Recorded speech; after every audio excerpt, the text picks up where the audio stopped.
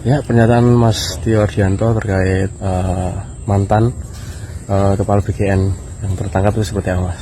Assalamualaikum warahmatullahi wabarakatuh. Saudara-saudara saya dimanapun berada, terutama yang di Kudus, Pati, Muria.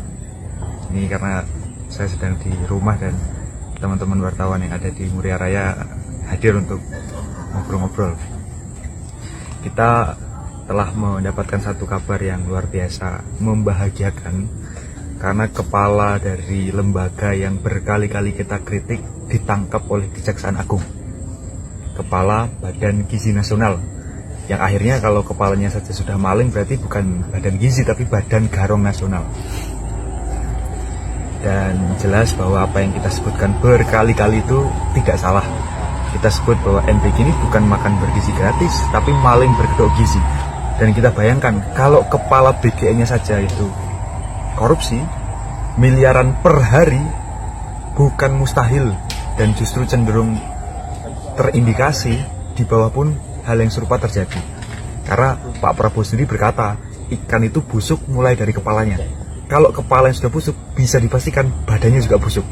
Nah, hari ini kita tahu bahwa kepala yang busuk itu namanya adalah Pak Dadan, dengan dua wakilnya yang kemudian juga ditangkap Kejaksaan Agung. Yang kebetulan kalau sama Pak Sony, salah satu wakil kepala BGN yang ditangkap itu, saya punya pengalaman khusus. Beliau itu sempat mengatai saya monyet ketika saya mengkritik MBG. Dan terima kasih Pak Sony, dan selamat untuk memproses nasibnya yang baru. Semoga tidak kedinginan kalau di ruang-ruang tahanan nanti. Saya ingin memotret kejadian ini dalam kerangka apresiasi yang pertama, karena apa yang kita kritik akhirnya dibuka oleh aparat penegak hukum yang dalam hal ini adalah Kejaksaan Agung. Bagi saya, peristiwa ini secara objektif tetap harus kita apresiasi, karena ini adalah langkah yang positif untuk penegakan hukum kita. Tetapi kita sama-sama tahu bahwa yang namanya hukum itu tidak pernah lepas dari politik, apalagi sejak dalam kepemimpinannya Pak Prabowo dan Mas Gibran, yang sejak awal saja memang memperlakukan hukum sebagai alat untuk politik. Sehingga saya ingin meng-capture kejadian ini dalam kerangka itu, bahwa kita harus sama-sama hati-hati. Kalau setelah Pak Dadan ditangkap tidak ada perbaikan sistem di dalam menjamin akuntabilitas daripada penggunaan anggaran di MBG, maka yang terjadi sebenarnya bukan penegakan hukum, tetapi penumbalan, pengambing hitaman, supaya medan konflik itu berpindah. Kita sama-sama tahu bahwa selama ini ketika orang mengkritik MBG, orang tidak sekedar bicara soal implementasi, orang bicara soal design thinking, intensi yang sejak awal melatar belakangi program ini. Saya berkali-kali sampaikan bahwa program ini sebenarnya tidak didesain untuk membuat anak-anak yang stunting jadi tidak stunting, karena sudah terlambat. Stunting itu bisa diatasi ketika usianya sebelum 5 tahun. Kalau orang sudah SD, SMP, SMA, usianya jauh daripada 5 tahun, kalau memang dia kuntet, stunting, ya itu tidak kemudian bisa setinggi Michael Jordan. Itu yang pertama. Yang kedua, kalau ini untuk gizi pun, stunting itu kan angkanya 19%. Kenapa yang dikasih itu targetnya adalah 100%? Ini adalah tanda bahwa sejak awal intensi daripada MBG itu adalah maling berkedok gizi.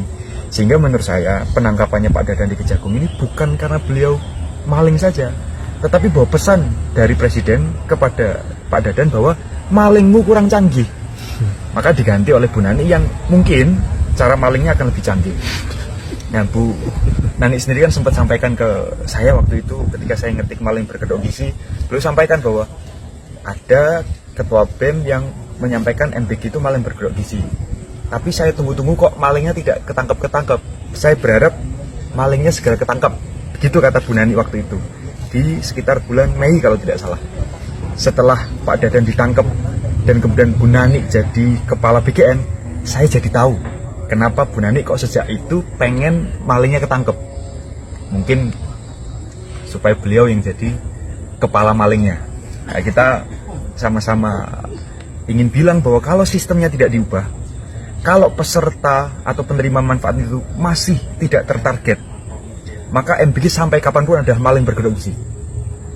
Yang berpindah dan berubah hanya aktornya. Dan ini juga tidak boleh membuat kita lepas dari fokus utama kita, bahwa yang paling utama bersalah bukan Dadan, tapi Prabowo Subianto. Dadan itu sejak kapan jadi pejabat? Beliau sejak kapan punya kekuasaan? Baru-baru ini. Dalam psikologi politik, tidak mungkin orang yang baru punya kekuasaan punya cukup keberanian untuk korupsi setiap hari miliaran. Kita bayangkan kalau sudah lebih dari 500 hari MBG itu berjalan, hampir 2 tahun ini, maka 1,5 triliun sendiri uang yang dikorupsi oleh Dadan ini. Mungkinkah, pertanyaan untuk kita semua, mungkinkah Pak Dadan itu melakukan itu atas inisiatifnya sendiri, atas kemauannya sendiri, dan tanpa ada jaminan dari seseorang, entah kekuatan apa itu, bahwa kamu akan aman? Atau jangan-jangan tidak hanya soal jaminan, tapi justru perintah. Nah, ini yang saya ingin sampaikan ke aparat penegak hukum, bahwa jangan ragu-ragu untuk menegakkan hukum.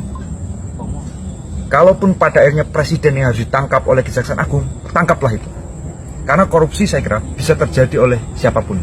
Dan kepala BKN tidak mungkin sendirian. Pasti ada kekuatan politik di atasnya yang menghendaki semua ini terjadi. Dan Pak Dadan ditangkap bukan karena korupsi saja, tapi karena korupsinya kurang pintar. Jadi kita tunggu yang nyuruh itu ketangkep setelah ini. Kita doakan semoga aparat penegak hukum kita punya cukup keberanian untuk melawan monster itu. Ada lagi? Oke, nah cukup ya. Cukup. Itu. Dan kita jangan lupa sebentar lagi akan ada satu menteri yang kayaknya bakal di reshuffle. Semoga beliau bisa pensiun dengan tenang karena berkali-kali berjanji tapi janjinya tidak ada yang terlunasi. Oke.